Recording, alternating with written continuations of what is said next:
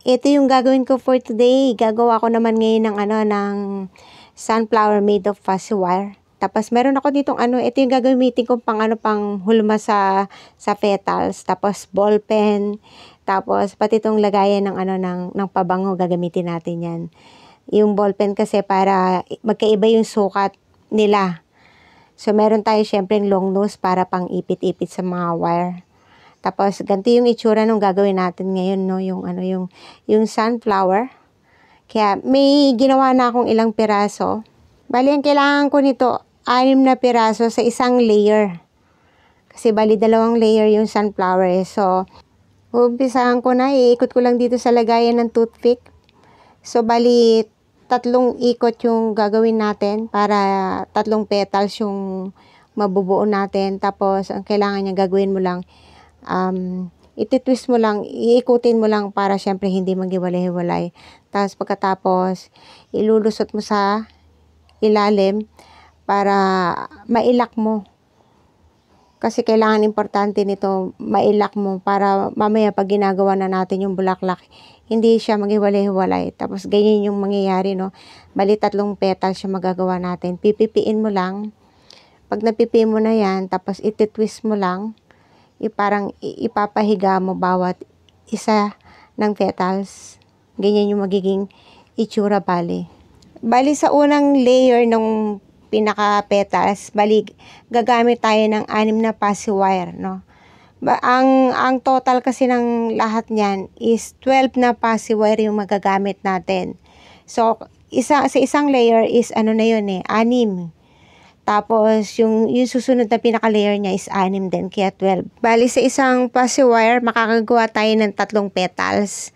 Kaya ngayon, total nitong petals nito kada layer, 18 na petals yung magagawa natin dun sa 6 na fuzzy wire.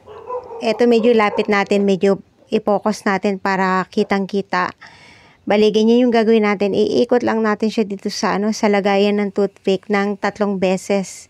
Para makagawa tayo ng 3 petals. 1, 2, 3.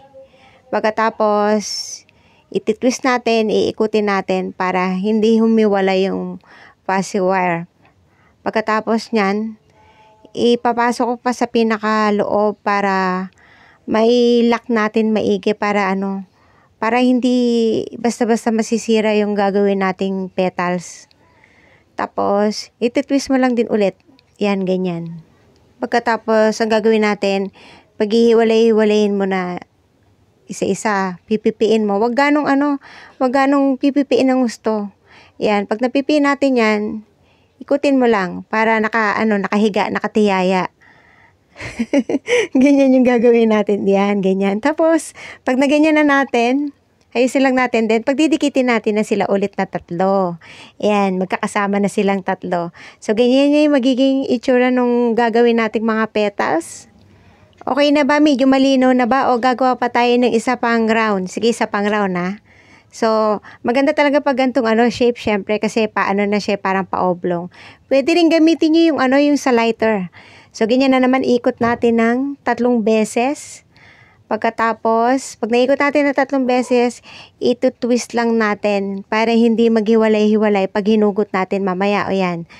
Tapos, ilulusot mo lang din ulit para naman mailak naman natin ng maigi. Ikutin mo lang ng mga 2 beses na ikot. Yan, ganyan lang. Hindi pala 2 beses yung ginawa ko, 4 yata. Tapos, pag hiwalay-hiwalayin natin, pipipiin mo lang din ulit ng ganyan. Pag napipi mo na, ayan na, ititihaya mo na. Yan, ilalapat mo na. Yan, para magmukha ng petals. O, yan, nagets na ba? So, yan na lahat yung ating nagawa.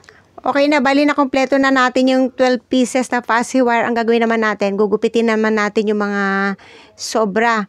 Pero yung pinagupitan, huwag nyong itatapon yan kasi magagamit nyo pa yan sa mga susunod yung next project na bulaklak na gagawin nyo. Natapos ko na lahat yung petals. Dito naman tayo sa gagawin nating ubod or yung buds. Ubod ba yung tawag sa inyo? Kasi ubod yung alam kong tawag dito no? Yung hindi pa bumubuka. So, bali 5 piraso yung petals na gagawin natin para dito sa ubod. Tapos, ito yung gagamitin ko yung ano, yung lagayan ng pabango kasi medyo mas malaki to kumpara dito sa ballpen. So, dito natin iikutin yung gagawin natin para sa buds.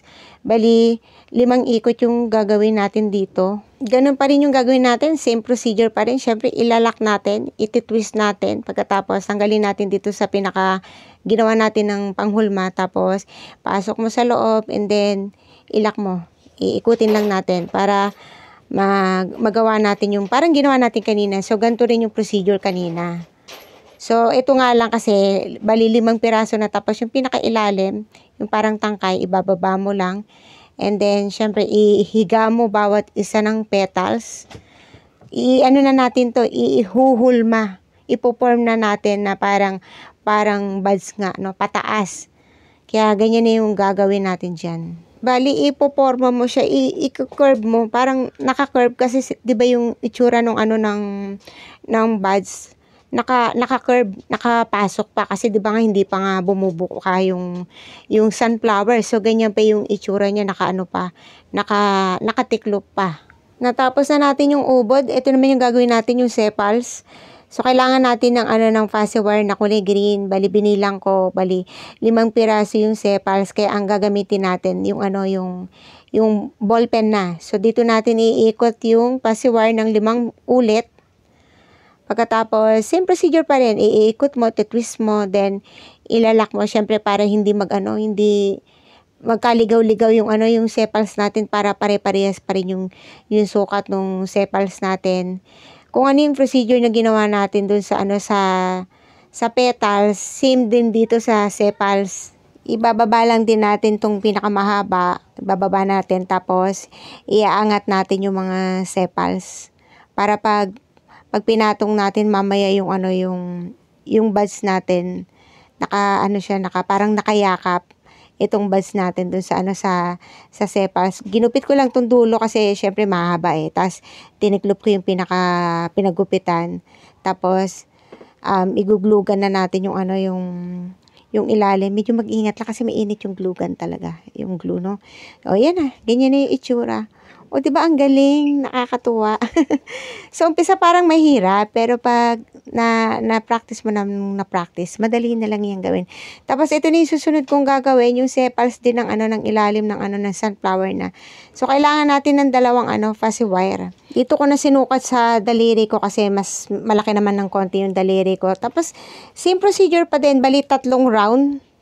Tapos, tinlose natin, then ito na nilak ko na.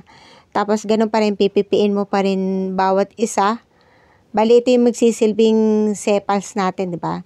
So, yan, 3 piraso yung sepals natin. Gagawa pa tayo ng isa pa. Ira-round natin ulit ng 3 ikot. Tapos, ganun pa rin, ititwist natin and then ilalak natin. Kaya yung total ng dami ng sepals natin, bali, 6 na piraso. Diba? So, ganyan lang din yan. Ganyan gagawin natin yan pag didikitin natin. Ayan, okay na, nakompleto na natin. Ganyan na yung gagawin natin. Yan lang, ganyan. Pag didikitin natin mamaya. So, pag natapos yan, dito muna tayo sa sa pinaka, center ng sunflower. Ito yung, di ba yung dito nang gagaling yung buto ng sunflower.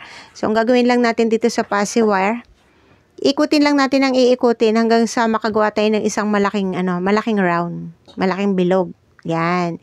Ganyan lang yung gagawin natin. Tapos, sa pinakadulo, syempre, didikitan natin ng glue stick. Natapos na tayo dito sa pinakagitna ng sunflower. Gagawin naman natin yung sa stem na. Ito yung pinaka-wire. Hatiin ko lang kasi masyadong mahaba. Tapos nito yung pinakadulo, gagawin ko lang round yung pinakadulo ng wire. Kaya kailangan nga natin ng pliers nga. Siyempre pang ikot. Tapos yan, ilulusot ko lang yung wire dito sa pinaka gagawin nating stem. Dito talaga ako nahihirapan sa paglalagay ng stem. Mas madali pa yung gumawa ka lang ng gumawa ng bulaklak kaysa yung magkakabit ka na ng pinaka stem niya. Kaya ginamitan ko na ng glue. Kinlo ko na siyempre para mas matibay. Pagkatapos tuyo na yung glue, gagawin natin dyan, iikot ko naman dito yung yung fuzzy wire dito sa pinaka-wire. Ikutan natin para mabalutan yung yung wire. Tapos ginunting ko na kasi konti lang yung kailangan ko diyan para matakpan lang. Tapos gagamitan na natin ng ng green tape. Paikutan lang natin ng green tape syempre para matakpan yung yung wire. Para mas maganda yung may balot talaga ng green tape yung ating magiging stem. Dito madali na kasi paiikutin mo na lang ng paiikutin yung yung tape dito sa wire. Nakompleto na natin lahat yung gagawin natin. Dito na tayo sa sa pagdidikit ng ng petals dito sa pinaka center ng sunflower. Didikit na natin isa-isa. Siyempre mag-iingat na naman kasi nga nga yan, mainit nga yung yung glue. Kailangan pag nagdikit ka nito, kailangan pantay-pantay yung gagawin mong pagdidikit. Basta kada dikit nyo ng petals, titignan nyo maigi kung pantay yung pagkakadikit nyo para syempre mas maganda pag pantay-pantay. Pangit yung merong yung merong nakausli. Hindi maganda tignan. Ito na kakabit na natin yung pinaka pinaka last na petals na ilalagay natin. Yan. Yan O di ba? Pantay-pantay yung pinaka round ng ating petals. Tapos susunod na natin tong yung pinaka pangalawang layer naman na petals yung ilalagay natin. Tapos pag magdidikit kayo, tignan mo kung saan yung may siwang. Doon mo ilalagay yung pangalawang petals na ididikit mo. Yan, ididikit na natin yung pinaka pangalawang layer. Bali, itinapat ko dun sa may siwang. Kasi para syempre matatakpan. Ingat sa glue gun. Sakit mapaso ng glue. Init yan masyado. Yan. Kita ba? Kulay pink din, kulay orange din kasi yung ko yung mat ko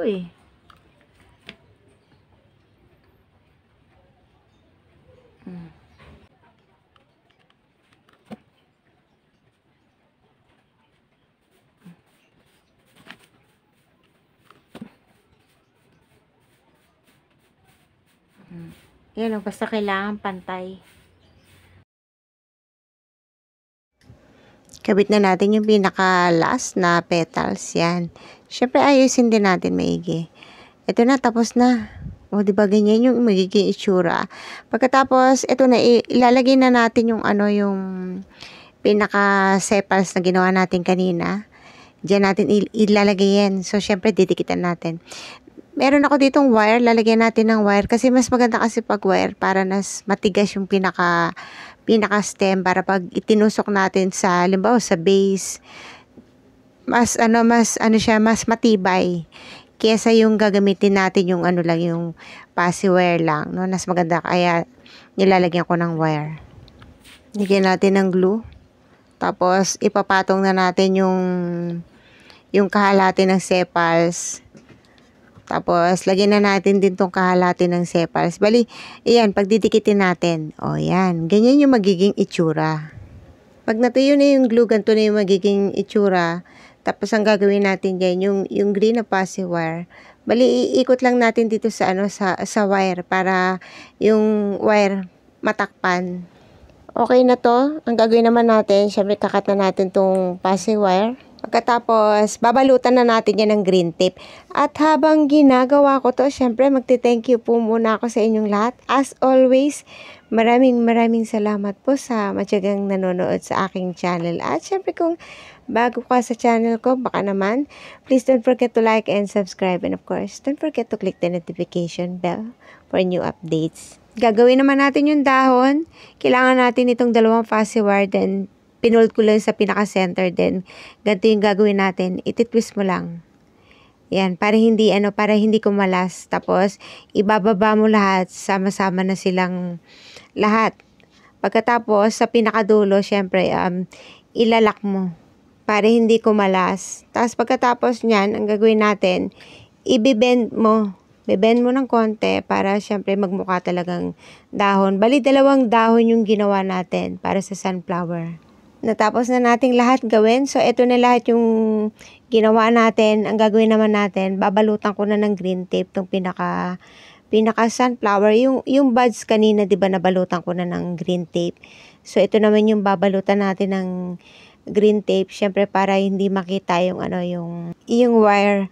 Habang binabalot natin yan, pag medyo pababa na ng konti, ilagay na rin natin yung dahon para makasama na siya habang binabalutan ng tape yung yung wire. Kasama na rin yung dahon.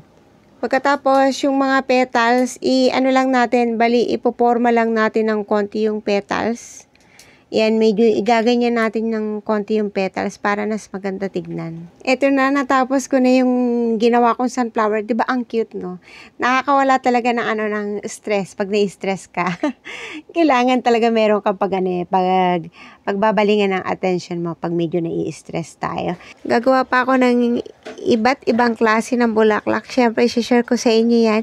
Sa mga hindi pa marunong nito, nakakatuwa guys pag natutunan mo to kasi nakakalibang. At the same time, ito yung nakakalibang na pwede mo rin pagkakitaan.